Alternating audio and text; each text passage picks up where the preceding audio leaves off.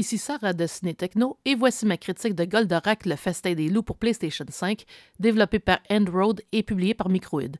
Le jeu est disponible depuis le 14 novembre 2023 et on le retrouve également sur PlayStation 4, Xbox Series, Xbox One et PC. Une version Switch est prévue en 2024. Duke Fleed, le prince de Fort, fuit sa planète après l'invasion des troupes de Vega, une planète voisine ayant des ambitions de conquête. Duke réussit à s'enfuir à bord de Goldorak, le robot protecteur de Fort, et atterrit sur Terre, où il sera accueilli par le professeur Procyon, qui le baptisera Actarus. Quelques années plus tard, les troupes de Vega arrivent sur Terre, ayant décelé la présence de Goldorak.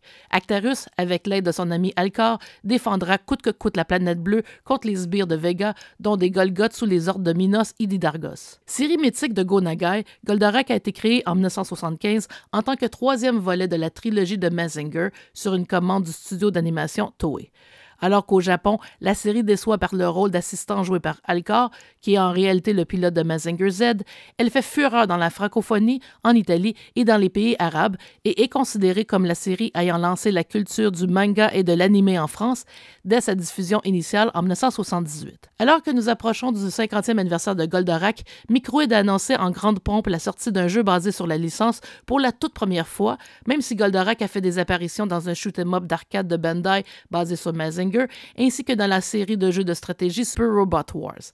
Après plusieurs mois d'attente, ce jeu est maintenant entre nos mains. Il s'agit d'un jeu d'action de type beat'em up avec des séquences de shmup. Le jeu est divisé en 6 zones de mission inspirées par les premiers épisodes de la série, qui en compte 74 en tout, et une mission supplémentaire est disponible sous forme de DLC payant.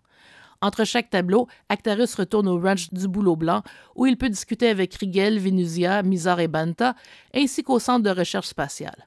Chaque zone contient des éléments à trouver comme des plantes Vega, des points de méditation ou des items pour les personnages du Bouleau Blanc. De plus, battre les ennemis donne accès à des éléments qui peuvent servir pour rehausser les pouvoirs de Goldorak en mode robot. Afin d'éviter de briser le jeu par la puissance du mecha, certains pouvoirs comme le corneau fulgure sont déverrouillés plus tard et ne peuvent activer qu'après avoir rempli une jauge. De manière générale, même s'il ne paie pas de mine par ses décors qui ne gagneront pas de prix, surtout pour un titre sur PS5, Goldorak demeure un jeu agréable dans ses mécaniques, bien que plusieurs petites modifications pourraient grandement améliorer le jeu final, notamment en ajoutant la possibilité de faire un zoom de la caméra dans les séquences se déroulant dans le centre de recherche spatiale et dans le ranch du Bouleau Blanc. La musique reprend principalement les thèmes classiques du regretté Shunsuke Kuchi, bien que certains soient manquants, comme la ballade mélancolique d'Actarus, remplacée par un nouveau morceau inédit. Il ne faut pas y rechercher les chansons thèmes en français ici, comme celle de Noam, puisque le jeu fait appel à la trame sonore japonaise et la version instrumentale de ces deux chansons thèmes, connues en français sous les titres de La légende d'Actarus et Le prince de l'espace. De même, le design des personnages est fidèle à celui de l'anime, signé Shingo Araki. Le résultat est généralement bon, même si de temps à autre les portraits des principaux personnages peuvent manquer un peu de fini. En ce qui a trait aux voix françaises, les nouveaux comédiens s'efforcent de reprendre l'interprétation originale.